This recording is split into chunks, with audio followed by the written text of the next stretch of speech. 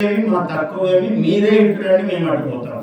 దానికేం భాగ్యమైనా సంతోషంగా తన దగ్గర ఉంటే చిలికేటప్పుడు మహావిషయం కరక్కుతూ ఉంటుంది. అది దానికి తట్టుకోవాలి, విషాంతులకు తట్టుకోవాలి. ఎట్లా అని దేవతలు ఆలోచిస్తున్నారు. ఆలోచిస్తుంటే వీళ్ళు ఈ మాట అన్నారు, ఇంతకన్నా మహాభాగ్యం రండి నాయన ముందుకు వచ్చేసరికి మేము పోతాం. అందుకని వాళ్ళు గౌరవమైన భారమున కవ్వపుకుండ భరించలేక దోస్సాల విహీనులై, భగవతంలో చెప్తాడు, గౌరవమైన భారమున కవ్వపుకుండ భరింపలేక దోస్సాల విహీనులై. ఈ గౌరవము అంటే చాలా బరువు, గురువు అంటే బరువు, అంత గౌరవం. ఈ బరువుకు తట్టుకోలేక ఏమైంది, ఒకవైపు ఇలా వంగిపోతుంది. ఈ పర్వతం చాలా పెద్ద పర్వతం కదా, ఆ బరువుకి గల ఒకవైపు వంగిపోతూ ఉంటే కందుకము మాట్కి వెంటనే నారాయణమూర్తిని ప్రార్థించాడు. ఎందుకలా ఇది ఏమైందంటే గణపతి పూజ చేశారు.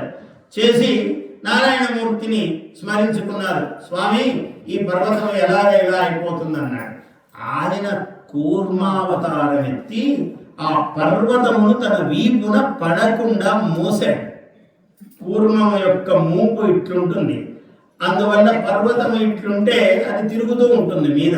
అంత బరువు తిరుగుతుంటే వీపు ఎవరు మోయగలరు? ఆయన తప్ప, నారాయణమూర్తి తప్ప. ఆయన కూర్మావతారం ఎత్తి దాన్ని కందుకము మాట్కి అన్నాడు. ఏదైనా కింద పడిపోతే ఒక బంతిని ఇలా తీసుకుంటాం కదా చేత్తో ఒడుపుగా, అలా ఇలా అనుకున్నాడు. ఒక్కసారి సర్దుకున్నాడు పడిపోతున్న పర్వతము. అలా తీసుకుంటే ఆ పర్వతం నిలబడింది. అప్పుడు ఆ అవతారము అది కూర్మ అవతారము. అట్లాగే ధన్వంతరి లోకమునకు అనుగ్రహము ప్రసాదించడానికి ఆ క్షీరసాగర మథనము జరిగినప్పుడే ధన్వంతరి ఆయన వైద్య శిఖామణి, ఆయన అమృత కలశ హస్తముతో పుట్టాడు ధన్వంతరి. దానిలోనే ఆయన కూడా మహావిష్ణువు యొక్క అవతారం. అందుకనే ధన్వంతరి అంటే వైద్య శిరోమణి.